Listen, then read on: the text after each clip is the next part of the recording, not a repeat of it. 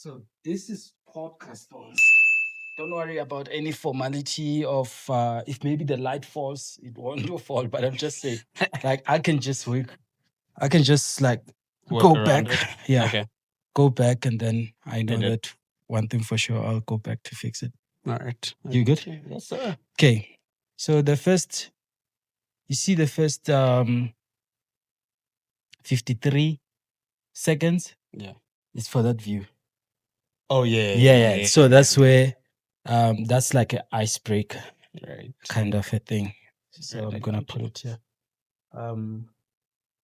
Just wanna make sure if we good in terms of everything. This light here, because of this power bank I'm using, I'm not sure how long it's gonna last. But Nah, the yeah, power bank is gonna hold up. yeah, it's like 2 bars. 2.5. Yeah, it's still good. Ne? Yeah. Okay. I don't think the light takes that much power. All right. And then but when are you good? You good? He's Okay. leaving. As soon as we start, he's gonna leave. He's going to the car Okay, wash. I just Nkadime ntho ya ho itlotsa molomo hape.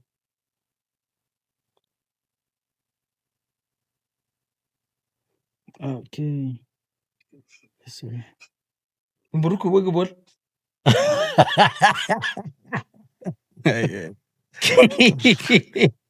Yeah, bye.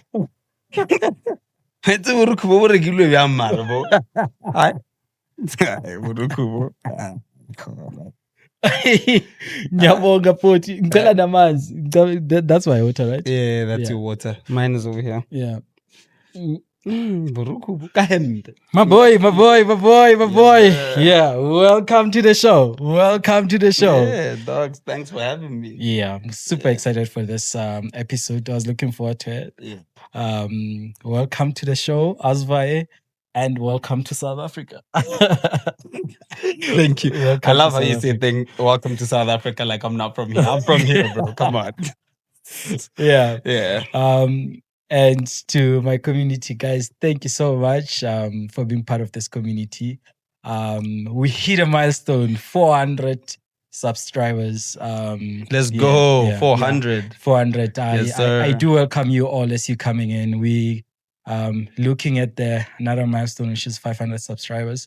So when these numbers move, they encourage me a little bit because I see the progress. It means there's Right. an impact that we are making, you know. Right. And on TikTok, guys, I'm so happy. 5,000, you know. So 400 yeah, YouTube, 5,000 TikTok. 5,000. Shout out. And Yeah, they yeah, all yeah. changed at the same time. Beautiful. And yeah, I'll put it right here. How you've been, my dog? I've been all right, my brother. How have you been? I've been okay. Yeah, I've been okay. You make me nervous. That's your problem. What do you mean? Yeah, I don't know. You just make me nervous. But Yeah. you know, I've been good, my brother. How have you been? I've been easy, my boy. Yeah. I've been easy since the last time I saw you. I I've mean, been okay. the last time you saw me. Oh yeah. You've Yeah. been okay? Yeah, I've been no, okay. That's Wait, last time we see each other was when I was in the US, right? That was no. I saw you again. I came to South Africa and I saw you in Harties, remember? no. Hartis. Was it We did before? Hartis before we got to Oh US. crap. That means the last time I saw you was in America, bro. Damn. That's what I'm saying. Welcome. Yeah. Damn, No that's pun crazy. intended. Today I'm sitting with Bones. Welcome. He's a life coach. He's a team building, leadership trainer, Yes, right? sir. Yes, Yeah, you sir. do train people around leadership. Yes, sir. I've seen you doing an amazing job, and that's where we met, you and I. Yeah. And today you semi full time working in the USA. In the USA, yeah. Yeah. Are you still doing the same thing? I am. Yeah. I'm still doing the same thing and a making little bit people more. dance. Well, you know me. I make people laugh. I make people dance. I'm all about happiness. Yeah. As you know, right? True. But happiness with a little bit of an impact is what I intend to do in my life. Yeah. So yeah. And this is not our first episode together. We did one online. Yes. Right? Yes. Really yes, enjoyed yes, that. yes. I really enjoyed. But I think this one I was looking forward to it because I now like know you. So there's nothing nicer than having a conversation with someone that you know. Yes. Because you know like which part you can actually talk about which you find interesting, you know. Right. But to be honest, you've been just an interesting guy from day one. you know, Right. when I saw you doing what you do at the camp. You work with camp most of the time, right? Yes, sir. I work with camps and companies basically. So if a company wants like leadership Mhm. or like team building rather, I'll come in and I'll help the company. But mostly I do camps. The Yeah. company is just something that I do, you know, should they need it. Yeah. You inspire me. What you do doesn't seem like work at all. It seems like one of those hobbies that you will take, you know, when Yeah. you just like us sitting here, one day YouTube will pay us, right? But Exactly. we're just having We're conversation. just talking. You know what I Yeah, mean? Yeah. right, So right. you really inspired me. Your energy, you know, how smart you are, how you're even able to articulate yourself. All these things, you put in them in a box and they make inspiration. I was like, yeah, if you were not my peer, I was gonna say one day I wanna be like that. Right. Already. No, I appreciate you, dude. Yeah. You know, I mean, we've spoken a lot of the pod or whatever the case is, and I've told you how much you inspire me as well, how much you push me to become or to want to become a better person or whatever the case may be. It's big, right? Like a lot of people don't get to see the real you.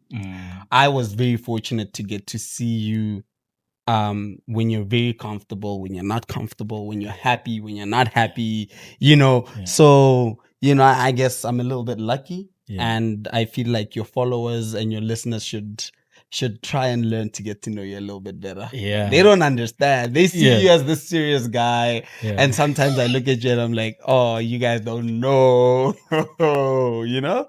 But Crazy. yeah. Bro, like that's what I was actually thinking. I'm like, probably this is the episode where I won't need a notepad. No, I don't have a notepad. I didn't have notes. I'm like, let me just have a conversation Right. with this guy. And that's what I'm saying. Like, it's quite different. Yeah, You're right. such a different breed, you know? But I want us to take it back for someone that have no idea whose Bones is. Tell me about some of the things that happened in your childhood, which shaped the person that we have today.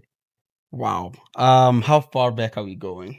So let's take it to your childhood from, let's say, 6. When I What's was happening 6. around 6? 6. Are you aware of things? Yeah, I was very aware. I think I became very aware of things at a very early age. My parents got divorced when I was 3. So I'm sorry, I'm gonna take a little bit further. Mhm. They got divorced when I was 3, I think. Mhm. So we had to move a lot, Mhm. right? Mhm. Because they got divorced, and then we moved from Mpumalanga to a different part of Mpumalanga, Mhm. and then we moved to Limpopo, and then we moved to the northwest. And that's where my mom found a house, well, built a house, and whatever the case is. And let's see, I stayed in Brooklyn when I was 6, in Pretoria, Brooklyn. And then when I was 7, grade 1, I was in Mpumalanga. Grade 2, I was in Limpopo. Yeah. And then grade 3, that's when we moved to Northwest, Mhm. right? So I stayed in Northwest, and then a couple of things happened with my siblings and my mom, and whatever the case may be. And then I was sent to boarding school. So I was sent to boarding school in grade 4. Yeah. Yeah, that's where my independence started. And that's why, in grade 4. And that's why my memory will take me that far, because that's when I started being independent. Because when you go to boarding school, I was the youngest. The second youngest guy was in grade 7. So that led me to having to stand for my own and on my own at a very young age. Yeah. Did you get me? Yeah. Yeah. How was that process though? Going to boarding school? Going to boarding school. Hey man. Okay, let It me was start it heavy. from the family point of view. I Right. take it like if you are sent away as a child, you think like it's not necessarily a rejection, but you're being Right. neglected for.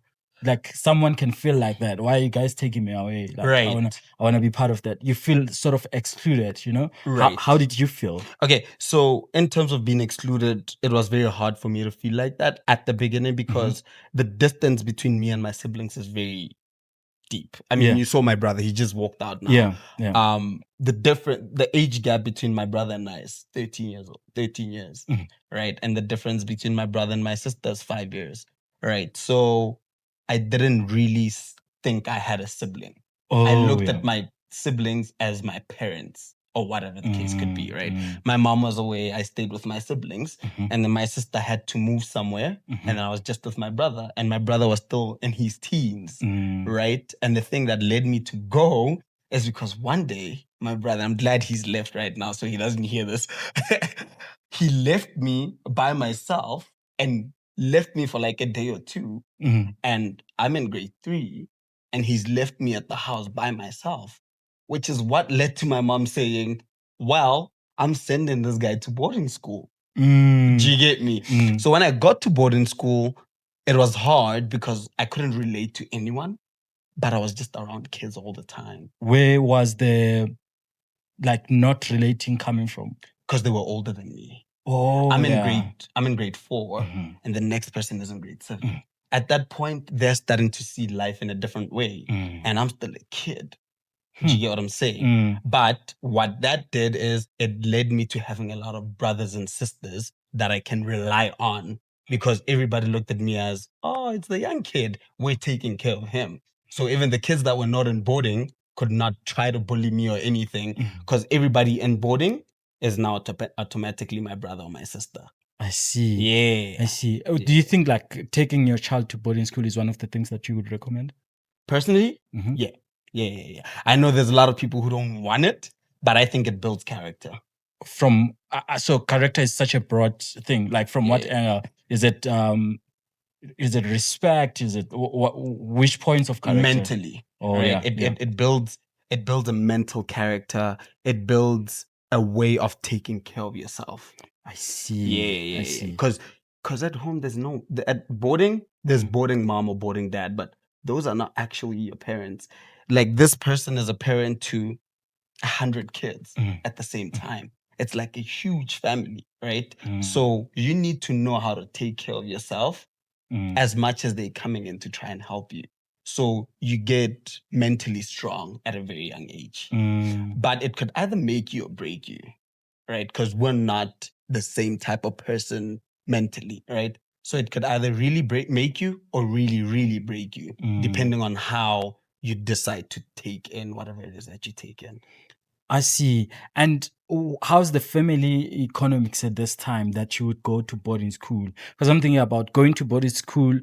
I don't know if they are free boarding school. I doubt. I don't think so. Right? No. So they had to pay for you to go there. Yeah. How are the family like? How's the family economics looking like? At My this mom is a single parent. Yeah. My brother's trying to find his feet. My sister's away. So there's not really money at home. My mom then explains to her boss, right? At that time, shout out to them, Juliana and Dan. That's the couple that my mom used to work for. Shout out to them. Are they still alive? Yeah, they are. They called me. They're in Botswana right now. They called me not too long ago to just check on me and be like, "Hey." Oh, they do that. Yeah, Oh, dude. They're such a nice family. Amazing. They called me to be like, "Hey, your mom tells us that you're doing great. Whatever the case is." 2-3 years ago, they called me and we had lunch. They really nice family. I really appreciate them. So they paid for me to go to boarding school. That boarding school that I went to, nah, bro. My mom was not gonna be able to take me there. Yeah. Nah. I'm not even gonna. Yeah. But I was there, and that's where my independence started. And what are some of the like the discomfort that comes with the I would say misfits? Because if someone sent you there, probably some people are there on their own. So you see they have this, you don't have this. Right. They are brought with this kind of a car, and you are just like, well, that was my life, my whole life. Every school that I went to, everybody had everything that I didn't have. Okay, tell me the schools that you went to. All right, I went to. Okay, I know why it's difficult, right? But tell this. I think this guy changed schools. How many times did he change school in grade 9? Oh my god! Okay, let's count Wow. these kids. Okay. No, you see now you're putting me on a yeah. We're well, gonna get on that. by the okay, way. It's part right. like, yeah, it's part of the journey. Right. Yeah, I think I went to 7 schools. 7 schools. Yes, sir.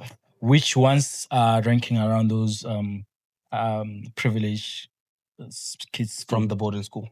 What From what Do you was want the names? yeah. Prestige College. That's what it's called. Mhm. At the time in 2003, 2004, at that time the school fees was about 100 and something K a year. Right? Mm. Exactly. That where does my mother get that type of I money? She gave me. see. I And see. if you're sending your kid to that school, at that time, that school was amazing. Right now, it's not as big as it used to be back then Mm, because this is mm, like 2004, 2005, right? mm. I mean, you know, I see. And that price of a school fees, it says a lot about the kids that are there. that already. are over Oh, there. I see. Exactly. So And that's now, been your entire life. dude, since grade 4 Mm, till I finished school, mm. I used to see kids getting picked up in like a Rolls Royce, and I'm going home on a bicycle. For real? Yeah, bro. What does what does it do to your mind? Bro. Do you get angry? What's happening? Yeah, you get angry at your parents. How do you channel it then? Yeah, you don't. How did you deal with With it? me, I don't know, bro. I look, I don't know. I think like boarding school Mm. or maybe my siblings shaped me, or my mom rather, right? Because I realized that every chance she got, she tried. You know, every chance she got, Yeah. she tried. She was like always trying. She would always say, "I don't got nothing, Mm. but you will never suffer." She was that. She's that type of lady. I don't got it, but Yeah. I'm not. You know, I remember in grade 6, I played cricket, right? And I made the first team. On the first team, you need pants like the ones that I'm wearing right now. Yeah. You need long Just pants. kneel up so that people Oh can yeah, see. yeah. So crap. I'm sorry. So these are like this Yeah, material. yeah, Yeah, you yeah. need long pants, Mhm. right? And when you make first team, Mm. my mom couldn't afford the long pants, so I got kicked off the first team, and I was sent to B team so I can wear my shorts. That's how brutal it was. Yeah. When you go to first team, you need a different uniform. Mm. At this point, I was in Brooklyn Primary School in Pretoria, Brooklyn. Mm. Yeah. Because I didn't have long pants and my mom couldn't buy them, I got kicked off the first team and they sent me down to B team. Yeah. You know what confuses me in your story? Yeah. When I take it from that time Mhm. to now, you're so generous, bro. Like you're a people's person. Yeah, You know, yeah. How does that then come about? I think what happened to me was I realized that I come from 2 different worlds. Right? Yeah. And there's something that I've sent you before where I'm explaining Yeah. a little piece of that, Mm. of something that's going to come in the near future or whatever Yeah. the case is, right? I come from 2 different worlds. I know what it is to be or to have nothing. And I know what it means to have something. And I know what it also means to have everything. I've lived all of those where I'm like, damn, it's bad. And I've lived where I'm like, this is living. And I've lived where I'm like, don't let it stop type thing. Do you get what I'm saying? Yeah. So I think that's why I'm generous. I can relate to people who have nothing, and I can relate to people who have everything. All race, bro. Yeah. Oh yeah. Yeah. And all races. Yeah. Like all races. Yeah. Yeah. You know, and when I get to a place and I speak to people, you can see, like yesterday, I went to a funeral and I was hanging out with people who, other people, if they go there, they're gonna be like, I am not hanging out with those people. Mm. Yeah. I know how to fit in with these people and I know how to fit in with these people. You'll never find me in a spot where I'm like, I don't know what to do. I always tell some of my mates here in Bloom about the skills that you have Right. You never cease to amaze me. And every time I see it, it's like I'm seeing it for the first time. So, Bones, welcome, drove from Gauteng to shoot with me here in Bloom. And yesterday I wanted to show him some of the places around here. We went to Afrobri, and when we get there, it was full. And we were busy. We're busy checking for empty chairs. And the next thing when I turn back it's like, yo, we got seats. Just wait a minute. And when we get there, we see these ladies, which are part of the subscribers. They're gonna see this. Do you know that? They're gonna see this. So even in Rustenburg, you did the same thing. Like you get along. I remember in Rustenburg, not to cut you, in Rustenburg, I think it's Rustenburg Mall, right? Yeah. Those ladies who were eating their lunch during their work time, Yeah. they ended up sharing their lunch with us. Yeah.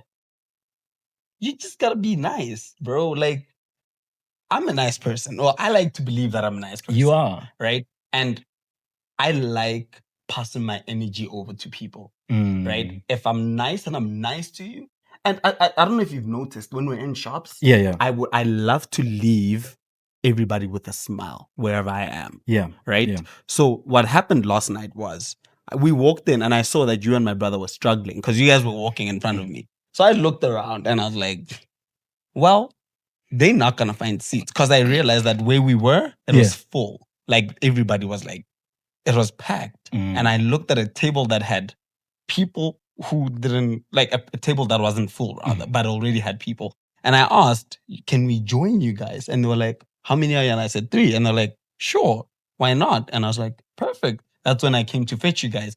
And to my surprise, when I came to you guys didn't have any seats. We're still rooming around there. Just like the ladies in Rustenburg. I went to them and I just started chatting them up because I was like, oh, you know, and again, it goes back to understanding everyone.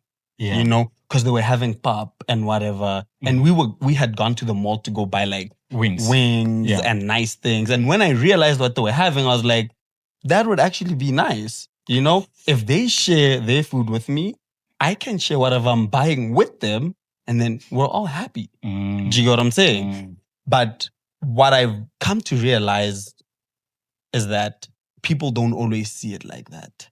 Like when I come and try to chat you up, like the society right now has shifted to people not being nice. When you're being nice, you want something. When you're being nice, you're here to rob me. When you're being nice, you want to get something out of being nice. And it's not always the case. Sometimes it's just trying to be nice.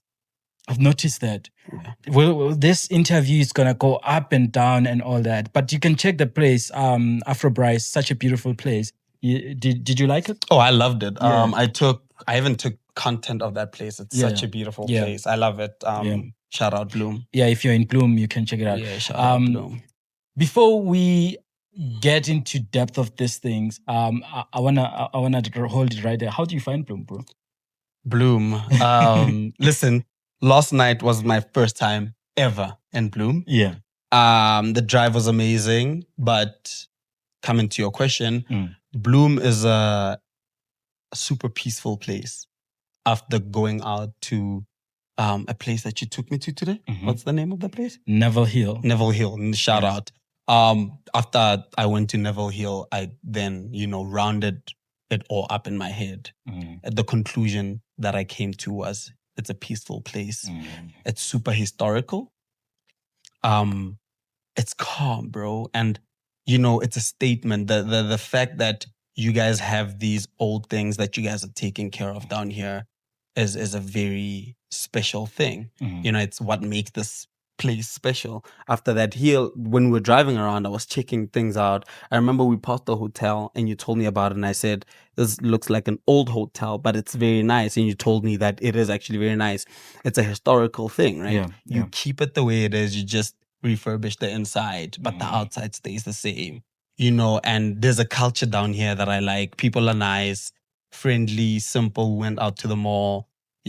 People are nice. And I feel like this is a place for people to come and relax. If you want to focus, relax, and work on something, you come down here. I like it. I feel like it. Yeah, that's not far from accuracy, honestly, because Yeah. that's why I chose to be here. Yeah. I mean, as a person that does like what I do, being an entrepreneur, Exactly. there are good places, that you would fit in, like places like Joburg, Yeah.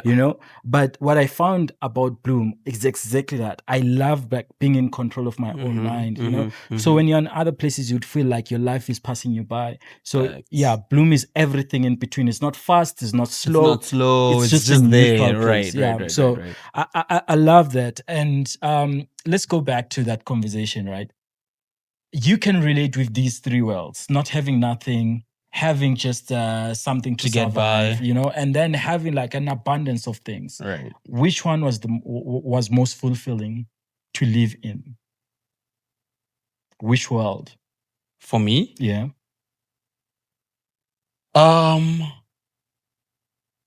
not having anything.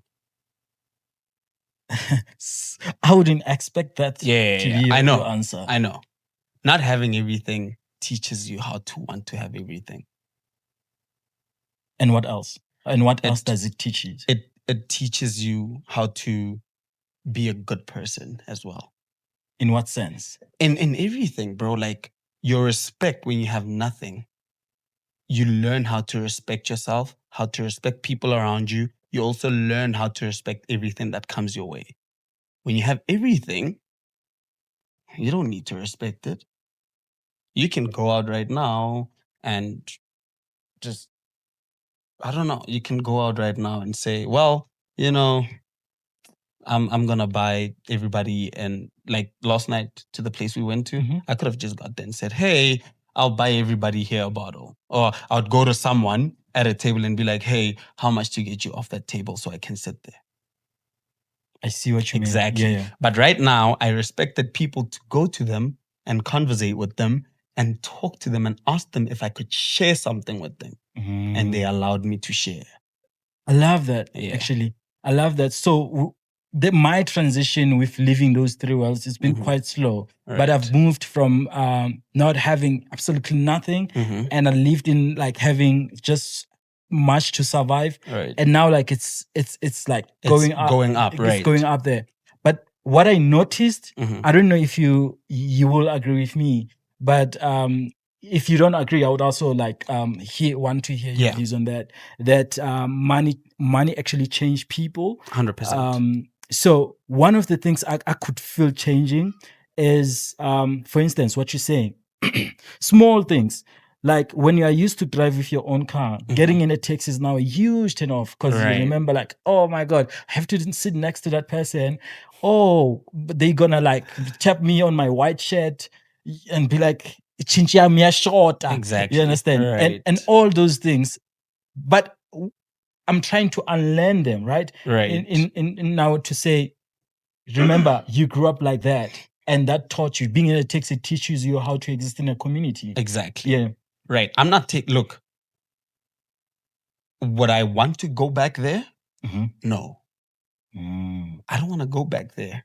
But it's taught me a lot. And I can never forget it. I don't know if that makes sense. I'm very happy where I am. I want to go up. But with going up, you never forget where you come from. And that's the biggest thing. Like, it's convenience. Buying a car is very convenient. Right? I came to Bloom. I drove. I got into the car, filled up the tank, and I came down to Bloom. If I had to use public transport, I was going to think about it twice. I was going to be like, well, I need to sit on that bus. Damn, bro. Yeah. It's just one of those things. But although in that bus you're gonna have fun some way, meet new people. I definitely was gonna have fun. The other day I took my car in and I took a taxi back. You know when they say to you, when you take your car in for service, they'll ask you, do you want us to take you home? I'm like, nah, bro. I'll get around. It's all good. I have a car. Do I have it to use it right now? No. Do I want an Uber? Nah. Let me take a taxi, bro. Like, this is how I grew up. I grew up using these things. Right now that I have what I have, I'm not gonna forget about them.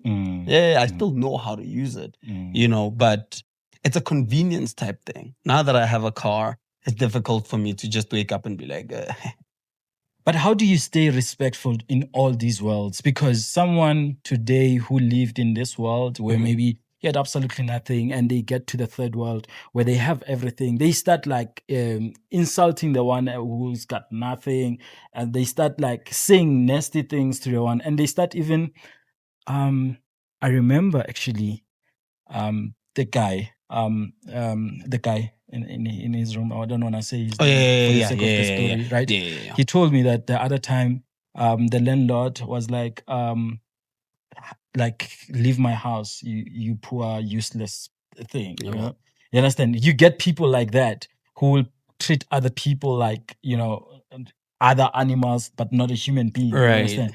How do you learn then? How did you learn then to respect all these three worlds? Because I guess that's where, like, that's the entire hack that makes you get along with all these people. Right. I guess it's a foundation thing. Mhm, When you build a house, you need a foundation. mhm, If your foundation is shaky, the house is not stable. mm. So I think with me, my foundation is very solid. Where does this? Who do you build this foundation with? With your My mom? mother. Yeah. Yeah, that lady, she's a powerhouse, bro. Mm. She you don't disrespect that lady. Mm. And what she taught us was every adult in the street outside of this gate is a parent to you. As long as she's old enough to be your parent or he's old enough to be your parent, they're automatically your parent.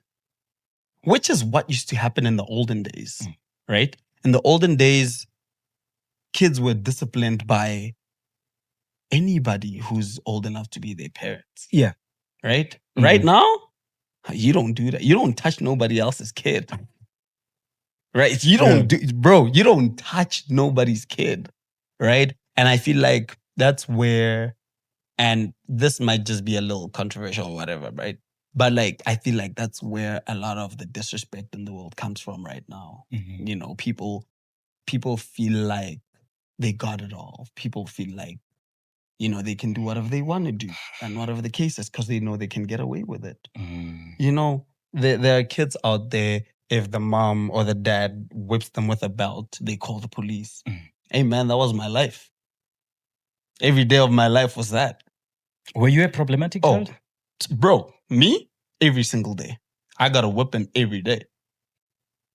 I was a problem, though. And I look back today and I was like, hey, I know why I got my ass handed. Are you grateful of the whipping, or you would wish it could have been something else? Because I know that someone can take that whipping as an abuse, not as an Exactly my Yeah. point. So I'm not grateful of the whippings because me, it got to a point where I expected them. Like I'll do something so I can get a whipping. Let me use proper language. So I could get a whipping, all right? Like I would do something and be like, yeah, I did it, let's go. Yeah. Like I'll do something on purpose and go home and be like, I did it, go. And they start And smacking your they ass. smack me after smacking me. I'm like, well, that's done. Do you know how I stopped being problematic? Tell me about it. It's my brother. Which strategy did he use? He sat down with me and he spoke to me. Do you think kids learn better that way? That you Well, don't I beat did. them up, Yeah, like you talk to them. yes, but it should be a balance. They should know that this is wrong, Mhm. right? Like a little baby, bro. You can't talk to a kid who's 3 years old like an adult. Do you get what I'm saying? Mhm. So, but also, even when you smack, don't now take your anger out from work and now take it out on the kid. Mm. Because sometimes that's what they do. They get so mad that now when they smack their kid, they forget everything else. Now they take all the anger from wherever they came from and now it's coming out on the family. Mm. Dude, my brother, I did something so bad this one time and my mom was so mad, but she wasn't around. Mm. Right? And my sister was also so mad, but she wasn't around. And my brother said, I'll talk to him.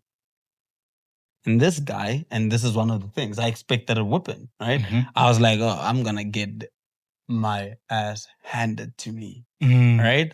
And I sat down and this guy sat and he pulled a chair and he sat across from me and he said, hey, I need to talk to you. And he said, didn't raise his voice once. Mm. And he said to me, hey, do you understand why what you did is wrong? And he's a very soft-spoken guy. You know him. I'm glad you got to speak to him, right? He's different now. He used to be softer than what he is now. Mm. He's like, do you understand why what you did was wrong? And then he says, if you had approached this a different way, do you think it could have been different? Like, and then he said to me, I'm gonna talk to you and I want you to respond. Let's have a conversation and try understand why you did what you did. Right? And we had a convo, bro. Like, we went back and forth. And after that day, I was like, why didn't he hit me? Like, why? And then next time I wanted to do something stupid, I was like, wow, this guy's gonna sit me down again, bro. Yeah, bro. I was like, this guy's gonna sit me down, and now it's just gonna be like, I don't know what to say. Yeah, like it's one of those things where you're like, what am I gonna say to him? Like, if I do the stupid thing and he asks me why I did it, what am I gonna say? Because I don't have any logic. I don't know why I or did now it. you think of logic before you do it. Before you do Because it. I'm gonna have to explain. Because I need to talk. I hear you. Instead of just getting, and then I'm gone.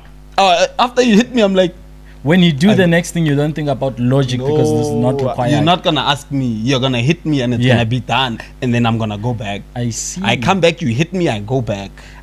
I never looked at it that way. That when you talk to a child, you train them to actually have a logic of before response they do next something. time before they do something. Yes, and then when you hit them, the only thing they're gonna think about when they do the next thing is, I'm gonna be, smacked. If what they say in their mind is, if I get caught, what's the worst that could happen? He's gonna hit me. It's gonna be painful, and it's gonna be done. I'm going. Yeah. If I get caught, I get caught. Yeah. And so your mom teaches you respect in that sense that every parent in the street is your parent. Yes, and after I learned that, she teaches me that if you respect yourself, you're gonna respect everybody else around you. How did you translate respecting yourself at that age? I didn't at that age, right? And then she kept preaching and she kept giving me examples. She'll teach by examples, just like my brother and my sister. They teach by example. They'll give you an example to say, if someone does this and you do this, do you think it's respectful? No, then don't do it. So then I started respecting my mates, or my age mates rather, right? And shout out to a school that I went to as well. I had a teacher who was like very calm with me. She was super calm with me because I was diagnosed with, here we go. I was diagnosed with ADHD when I was in grade 5. Let's explain what's ADHD. All right, so it's a disorder, right? It's a disorder, yeah. So there's two of them, right? So there's ADD and then there's ADHD. ADD is attention deficit disorder, and then ADHD is attention deficit hyperactivity disorder. When you have ADD, how do you behave? When you're ADD, like you have a very short concentration span, right? You can't really focus, man. It's hard, bro. You don't do it to yourself, right? And then when you're ADHD, it's hard to focus, and then it's also hard to be still. Just like me now. Let me see. Well, the camera can't see, but I've been playing with these things over here, because I'm ADHD, right? I'm super ADHD, and these things are my coping mechanism. I have like little fidget spinners that I didn't bring with me for some reason. So you need to find a coping mechanism that you can use. Not all kids find coping mechanisms, and then some of them, when they do find these coping mechanisms, it's different because then they give them pills. So with me, after I got diagnosed, my mom gave me a choice. She said, do you want to take the pills? And I said no, and she actually listened to me. And then I would take out all of this hyperactivity or whatever the case is with sports. I did a lot of sports, and that's where I learned how to cope with it. Yeah. And now remember we were still talking about respecting yourself. Right. Yeah. Yeah. So you don't know how to translate it, but she keeps preaching. Yeah, so she keeps preaching, you need to learn how to respect people, you need to learn how to respect yourself. And then what she did was she took her family, which is her, my sister, my brother, and myself, and and she just kept us in like a little box where she would teach us how to be respectful within this bracket. She had a system that she used, her own system, where it was designed for her family only. It's I take it like some of the lessons that go there is something like, hey Bones, don't talk like that with your brother. With your brother or your sister. Yeah, because if we can respect each other as a family, when we go outside, we present ourselves how we present ourselves at home.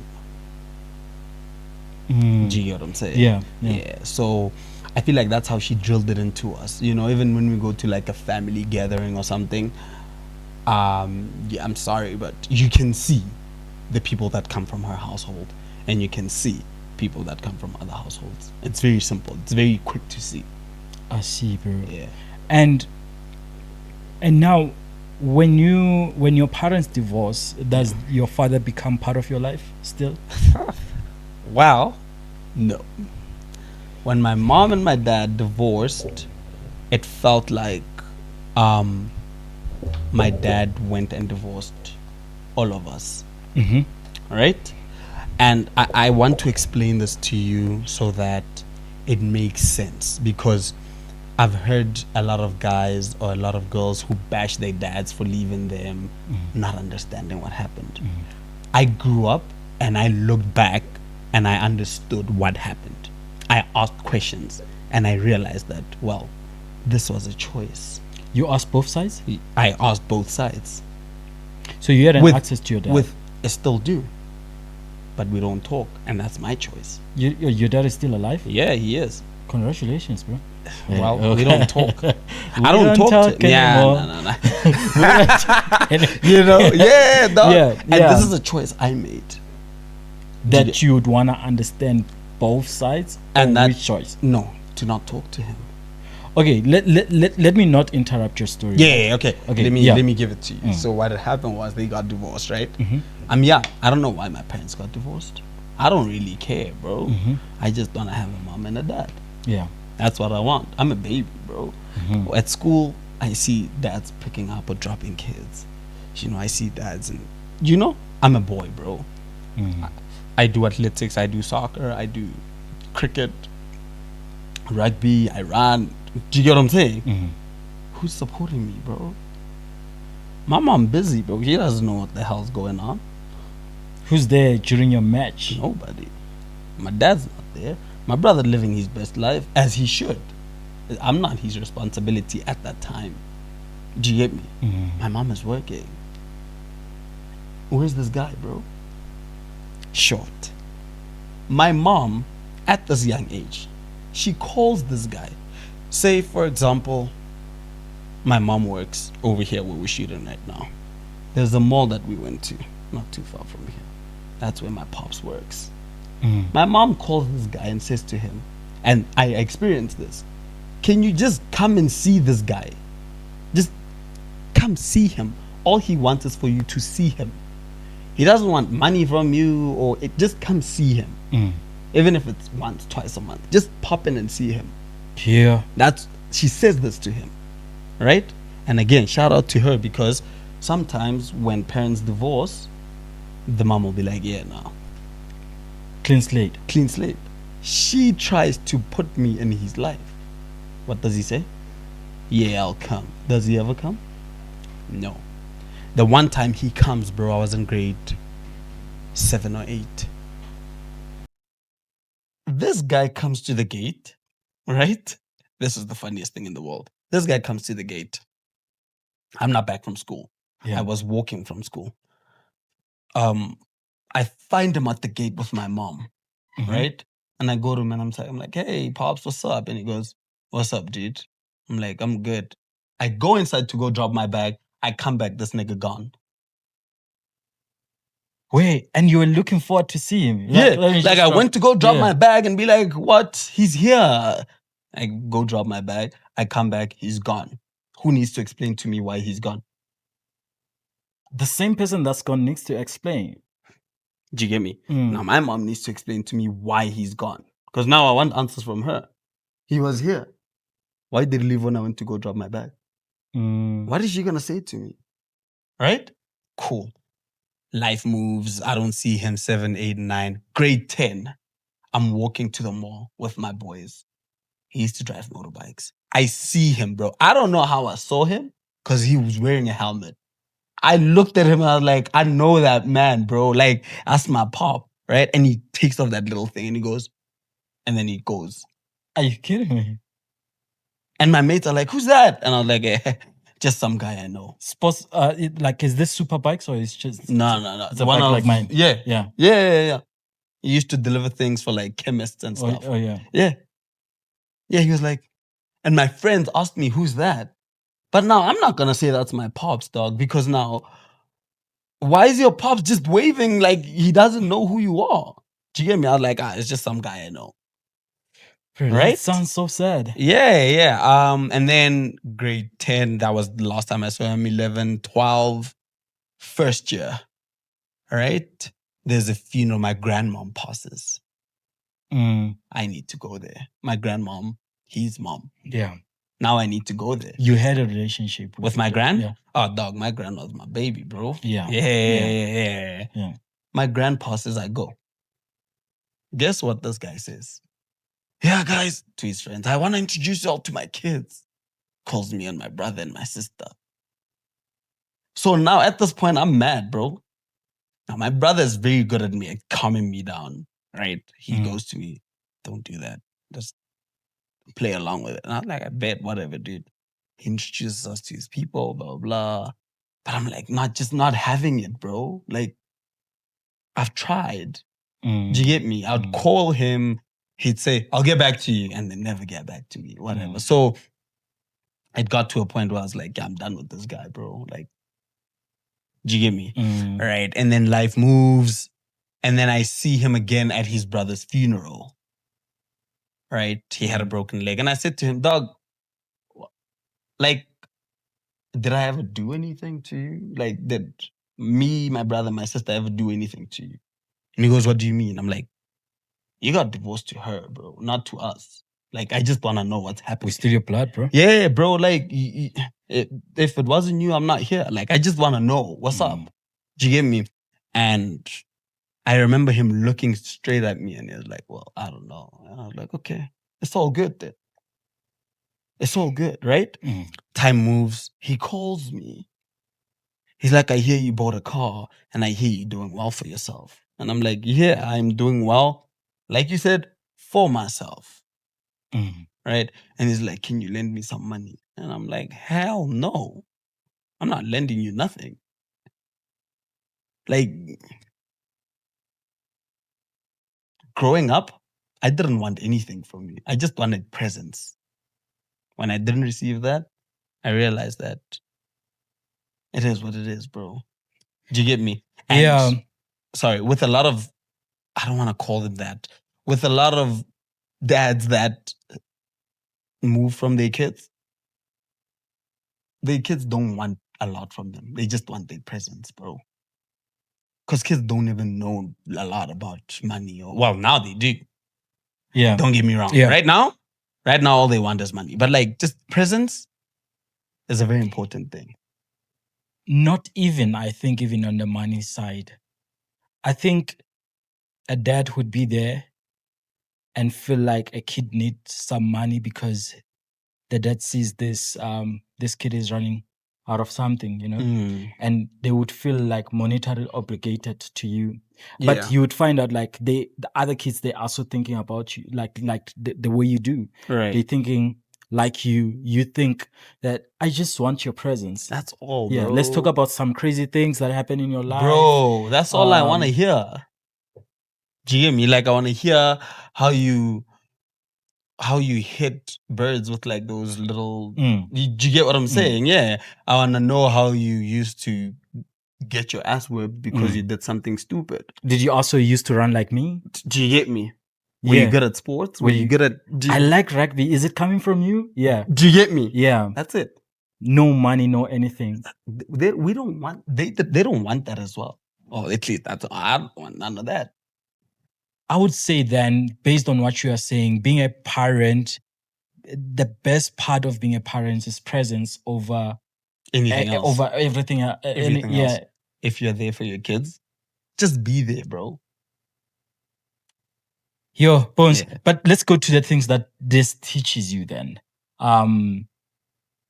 When you grow up without a father, I would assume like you probably become angry, maybe to something. You channel your anger to something. You probably love males over females or females over males. That, it's always been my mom in my life. And then how does this shape your narration in terms of the world, you know? Yeah. Look, with me, because I want to make an example of this so that I so that you guys don't misunderstand me. Right. Yeah.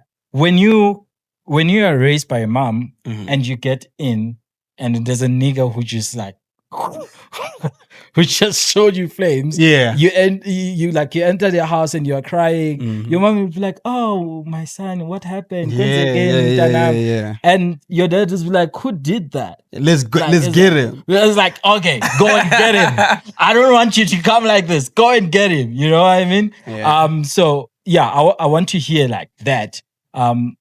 Such things. How do you end up like narrating the whole balances of the world as far as like looking at looking the world in general? Especially what you just said. I'm gonna go to that one and then I'll answer your question.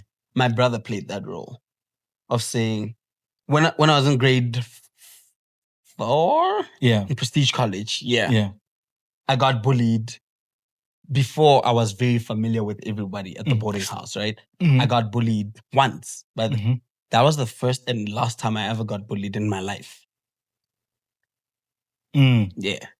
I got bullied. I called home crying. Right? My brother came down. He asked me, "How old is the person that bullied you?" I said, "He's in grade 5. Do you know what he did? He whooped my ass. He whooped my ass because I got bullied by someone who's my age mate. Your peer. Yeah. He said to me, "The next time you see that guy, whoop his ass." I'm in grade 4. I don't think clearly, bro. The next time I saw this guy was the next day. Yeah. That was soon, right? He's in class. Ma'am is teaching. So my class was here, his class was here. I'm going to my class. I saw him in class. What did my brother say?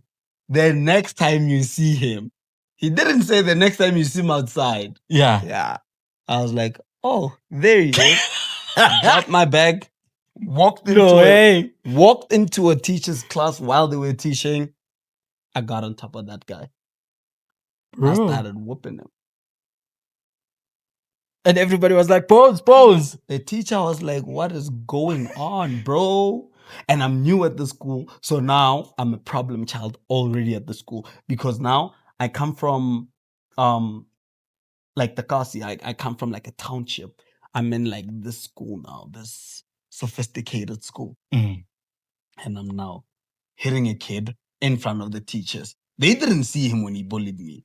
Now what I heard was, next time you see him, whoop this guy's ass. So I then did what I did. They called home. They called home. My brother like, "Yo, what did I tell you to do?" Do you get me? Yeah. But I was a kid. All I heard was, the next time you see him. Do you get me? So I had that thing. And growing up, as you can see, he's got a bigger physique. Not even a bigger. He's got a big physique, right? He used to be a bodybuilder, whatever the case is. So a lot of people used to be afraid of doing anything to me because of him. Yeah. like they would look at me and be like, "Ontana lucky," and I'd be like, "Yeah." They'd be like, "Yeah, cool." Yeah, so I was super free when I was like in the township or at the Gasi or whatever the case is. And the void? There's a guest that was here, Augustman Limpani. Mhm. Appreciate you so much, my brother. He's the guy that came on when I got into an accident. Right. Yeah, he's the guy that I told him. And he was like, "Boy, I'm on my way. I'm coming. Yeah. Really appreciate you, bro. That really meant a lot." So he was here, and this is what he said, and now you can just patch your views on it, Right. or maybe correlate with your own. He said, the void, nothing could actually end the void of the absence of a father, to a point where I had to enforce myself to actually go and look for him, Mhm. right? And when I found him, I realized that he knew that I was existing. Yeah. You know, I was existing as it. He even introduced me to his family in my absence. But it's like soon after I met this guy, which is my dad, he just passed on. I think 2 years later, if I'm not mistaken. But it's like after he passed, before he passed, I was so angry. But after he passed away, that made me to actually regret that Right. why I didn't give him a chance of maybe redeeming himself. Right. You know what I mean? So now my question to you, or you can add even more, that is the void. How's the void then? It depends. With the story that you just told me, Yeah. it sounds like they never had a relationship at all. So that's why there was a void there. It was Okay. hard. With me and mine, we had a relationship. Right? We tried talking. He has my number today, bro. Sure. If that guy wants to talk to me, he can call me. That guy knows where I stay. Well, he doesn't know where I stay now. He doesn't know where I stay now. You gotta right? put him to cut a flight. Hey man, I'm not putting him on. Do you get what I'm saying? Yeah. With other, and we're not sure what the relationship was between the mom and the dad before he was not with his dad, right? I understand people who go look for their dads if they've never met them. I really understand those guys, right? You've never met this person, bro. With me, I met him. I've sat down with him. He has pictures of us in his house. Do you get what I'm saying? Yeah. So we tried, dog. My mom tried. We tried to close this little void or whatever the case is. He was not willing. I see. Do you get me? I see. You can only go a certain length for people. Yeah. You know, as soon as it gets too much, you start losing yourself. I'm not trying to lose myself, trying to chase somebody. Do you get what I'm saying? Yeah. I want us to move on from this conversation. But before we do, there are probably viewers that are watching this, and they are probably someone like your dad. Right. Or they are probably people that are actually good to their kids. Right. But the mother just make it difficult for this dad to be part of this kid. Right. Or maybe the mother is still angry at the dad, right? And the relationship is about to end. Maybe they're about to make some decisions that would end up making the child not to have a father. What do you say to them? What do you say to that future? To the father or to the kids? Both of them. Let's talk to both of them. Let's start with the father. With the father? Yeah. Just be consistent. Trying. Be consistent in trying. If you really love your kid and you want to give them a chance or you want them to meet you, be consistent. Because I know sometimes you're going to try be consistent and the mom is going to block you with like a restraining order or whatever those things are. If they do that, just, follow your kid online, like on social media. So they know that you are there. You are there. Like you're not a ghost, bro. You want to reach out. Yeah, you're trying to reach out, but there are things that are blocking you. Once that kid is 18, you can try to talk to them directly. Try find out where they were. Go and be like, hey, I just want to have lunch with you so I can tell you my side of the story, right? Or something.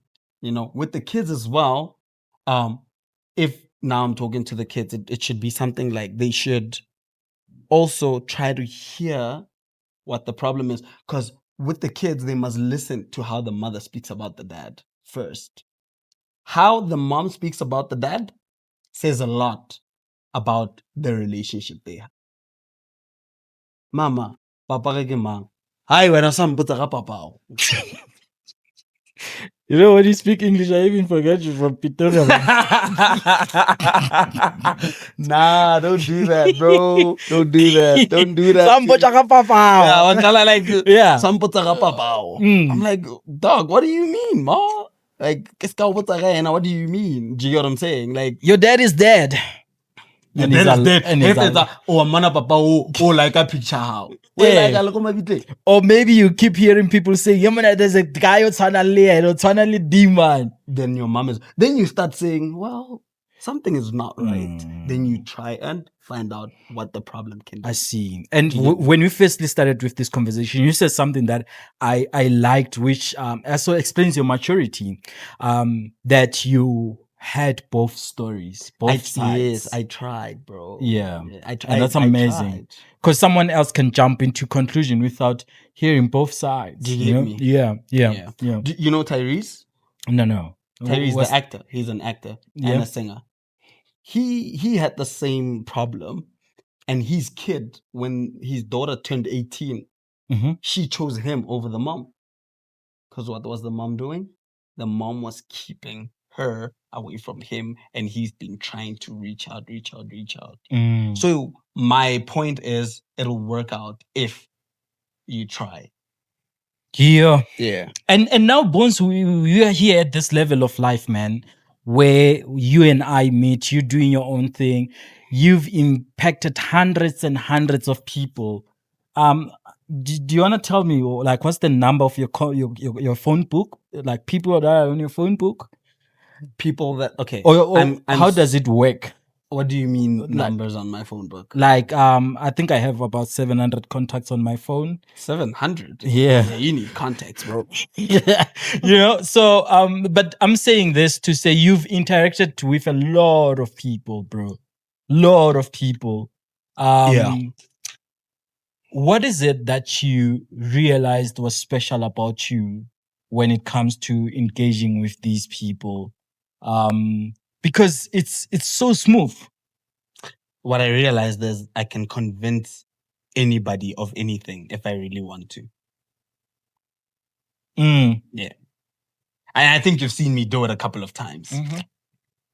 I remember when we were in the US, we were supposed to go on a break in our group. Yeah. And we were supposed to go to the house. You're like, let's go to the hotel. And we ended up in the hotel. We're supposed to book a house, like the whole house for us. You're like, nah, guys, let's go to the hotel. And people were so close to cancel. They're like, nah. And we ended up like taking all the cars, going to the. Nah. That's so special. You are taking my powers to a different level. Don't do that. Nah. What I mean, what I was trying to say. That's That night was crazy. That's a bad example. Yeah. Because now I'm thinking of that night and it was not a good night. It was a night of bad decisions from beginning to end. So, Yeah. yeah, dude. No. I'm talking about like, I I hear you. can convince people. Like I remember I walked into a law firm and I convinced them that they needed team building. I convinced a bunch of lawyers that they need me to do their team building. Mm. And they gave me their team building and I did it and it was a success. Mm. Yeah. You know what I hate at this moment? I don't want this to sound like an interview. I want us to have a conversation. Yeah, let's go. have a conversation, Go, okay? go, Go crazy. The thing is, I wanted to teach people few things about you. Oh, right. Yeah, Okay. so that they okay. understand right, the nature of listen, our conversation. Go crazy then. I'm chilling. Bro, now. when you're in the US and you hear about, oh, there's a white genocide. What's happening on your side? What's happening on your side? This is South Africa. First in of America. all, yeah. I am in Maine. I'm in the whitest state. Tell in these people, America. bro.